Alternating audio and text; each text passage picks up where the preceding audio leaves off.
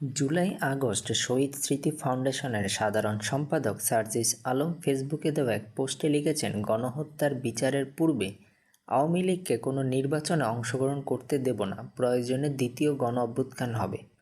আজ মঙ্গলবার দুপুরে সামাজিক যোগাযোগ মাধ্যম ফেসবুকে এই পোস্ট দেন সার্জিস।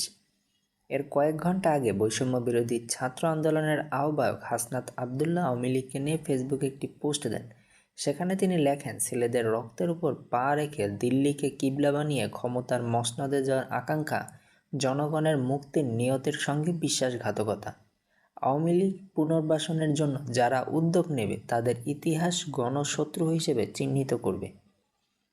ওই ফেসবুক পোস্টে হাসনাত আবদুল্লাহ আরও লিখেছেন, জুলাই অভ্যুত্থানের স্পিরিটকে যারা ধারণ করে, যারা মানুষের আশা আকাঙ্ক্ষার প্রতিফলন ঘটাতে চায়, তারা ২৪ পরবর্তী বাংলাদেশে আওয়ামী লীগের বিচার নিশ্চিত করার দাবি ছাড়া আওয়ামী লীগ নিয়ে রাজনৈতিক অঙ্গনে আর কোনো দ্বিতীয় বক্তব্য দিতে পারে না। এর আগে গতকাল সোমবার অন্তর্বর্তী সরকারের যুব ক্রীড়া মন্ত্রণালয়ের উপদেষ্টা আসিফ মাহমুদ সজীব ভুঁইয়া এক আলোচনা সভায় বলেন, আমরা সরকারের পক্ষ থেকে যখন আওয়ামী লীগকে নিষিদ্ধের কথা বলি তখন রাজনৈতিক দলগুলো তাদের বক্তৃতায় সেটি বাধা দেওয়ার চেষ্টা করছে।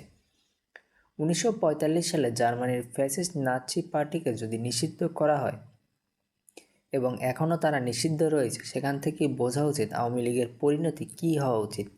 গতকাল রাত 10:30টার দিকে জাহাঙ্গীরনগর বিশ্ববিদ্যালয়ের মুক্তমঞ্চে অনুষ্ঠিত নবীন চোখে গণ অভ্যুত্থান ও আগামীর বাংলাদেশ শীর্ষক আলোচনা সভায় আসিফ মাহমুদ এ কথাগুলো বলেন।